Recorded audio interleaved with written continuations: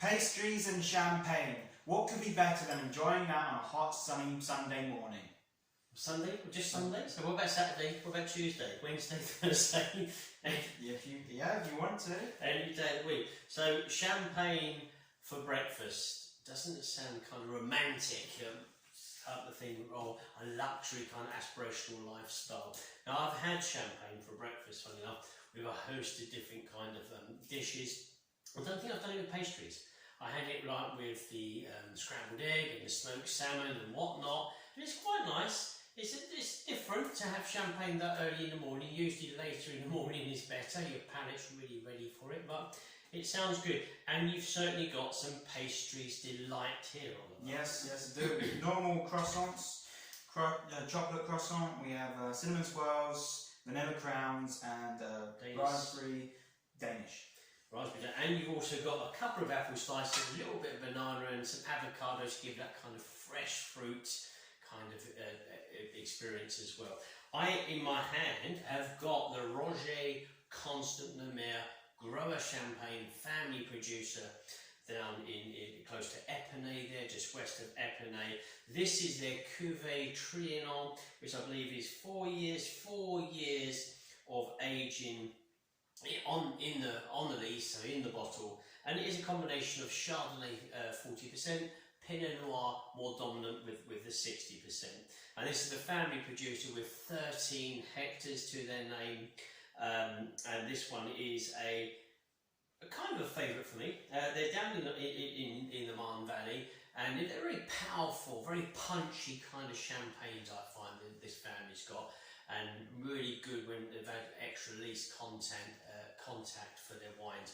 This is the Cuvée Trianon, as I say. Any information on this one? The reason we chose this bottle to pair with these pastries is because this champagne won the trophy in the Pastries Delight category at the Glass of Bubbly Awards 2021. And it was a new category put in because we really appreciate some of these traditional methods, sparkling wines mostly, that had longer lees contacts, are aging with the dead lees in the bottle. And it gives a kind of a yeasty character, and then that can take you down toast, that can take you down pastry, shortbread, but certainly that kind of patisserie experience. So hence us going for the Pastries Delight. And this is a trophy winner, so let's see how this fares for pastry. Yep, yeasty, brioche and nuttiness. There we go, exact there from Oliver. Pop in this one. Let's give this a go. We'll go for the tasting notes first, and then we'll go for the pairing notes. I'm going to go for the aromas, and then we'll do the tasting. Don't know if that's the same. If they say tasting notes, does that include the aromas? I wonder. Would you say aroma notes? I've never heard the aroma notes, so maybe it is the tasting notes. I always think of both. It's nice. Deeper golden colouring to it. Maybe it's a touch harder to see there. It's a deeper golden colouring. There's fine, delicate bubbles, very alive in the glass already. Certainly the aromas are attacking me as well, but I've got nice fine pearlage in the glass. So let's go for these aromas. I've got yeasty, brioche, yellow fruits. Touch of citrus in there. Yeah. Peach, apricot skin, floral notes. It's really a yellow kind of theme going here. Yellow fruits, yellow floral, and then this kind of pastry, literally what we see in front of us as well, the kind of yellow pastry there, certainly the croissants on the nose for me. They're always really good. It is Pastries Delight, and this is why the judges have chosen it. On the nose, you've walked into that patisserie, you're in France, gone into the baker's, you've gone for a loaf of bread, but you've spotted the croissants as well. That's the aromas we're getting, definitely. Really, really good. Not surprised, you've gone for the flavours already.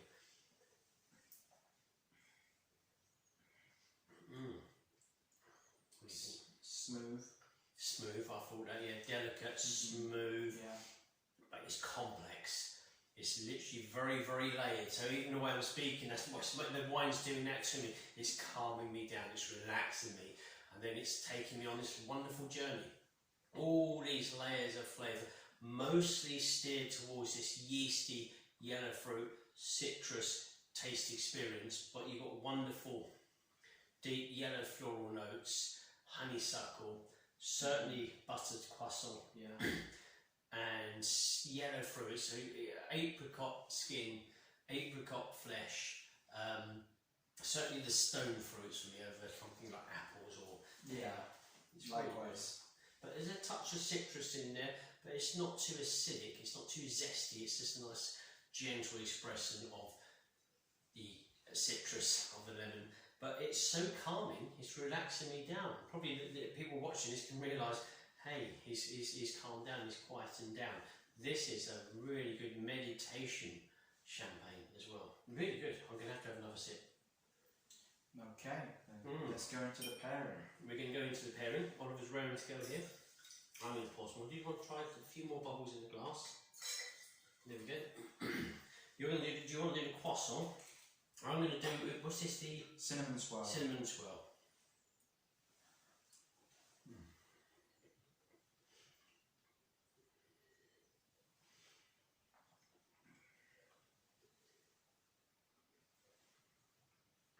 Wow. It's all about champagne. It leaves a touch of the cinnamon, mid-length, very clever. It's coming through now, the cinnamon. Initially, burst of minerals, citrus, that overpower the palate, cleanse. Then I get the cinnamon mid-length with a touch of the champagne's died down a lot, and so I'm just getting cinnamon. Very clever, really good. For me, the buttery croissant will sort of just push to the side in a sense with the mineral and zestiness, really. yeah, from the champagne. The after length is a bit more level, but it wasn't the best pairing for me. Wasn't the best pairing, but again, this is fresh in the morning. In the morning, your palate is very alive for flavours, especially maybe if you brushed your teeth, because obviously that's going to really cause a kind of a clash of flavours. So give it an hour or two. So if you brush your teeth at 8, you might be ready around about 10:30, 11, mid-morning for tasting champagne, especially if you've not had anything too aggressive previously, such as a coffee or a bacon butty or anything like that. That's when your palate is fresh and light. But even in the morning, it's a wonderful kind of experience, very fresh in the palate. I'm going to go for the chocolate croissant, if I can say that. I'll go for the vanilla crown.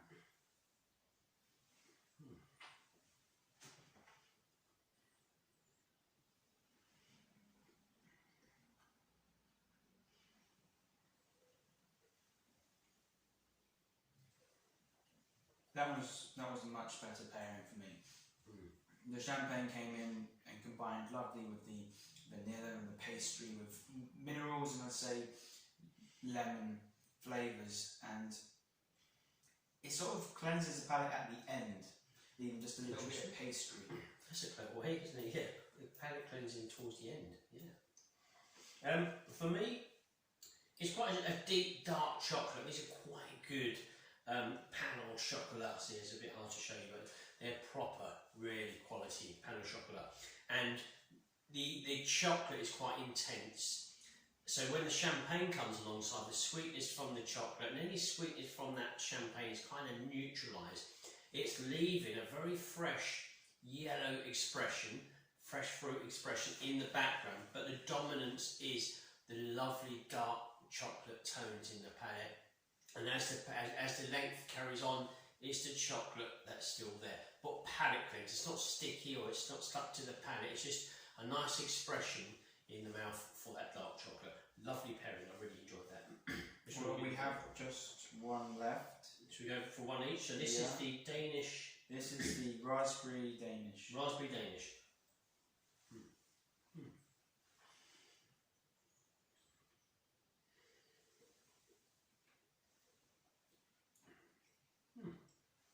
Quite nice.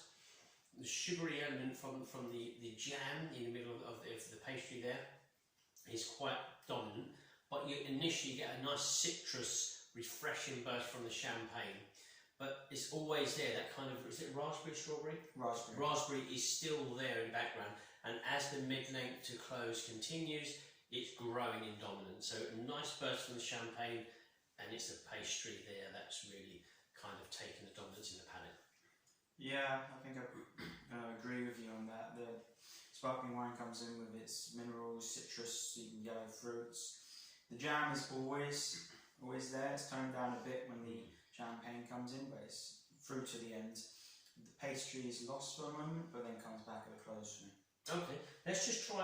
I'm going to try a slice of apple with the champagne. See how that works.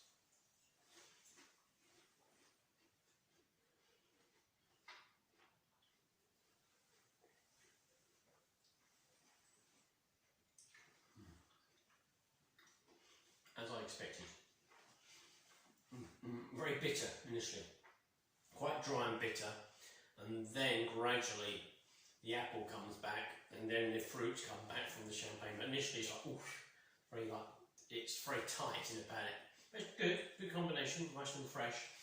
It's the initial kind of dryness for me.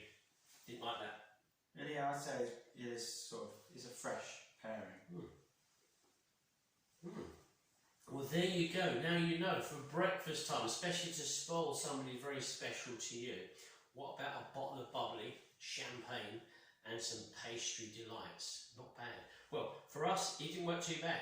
Didn't mind some of these, especially the more intensive flavours. By the sounds of what me and Oliver just did, the more intensive flavours from the chocolate or the jam worked better as opposed to the pastry alone.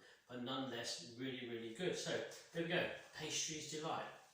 Thank you very much for watching, and until next time. Enjoy the fizz.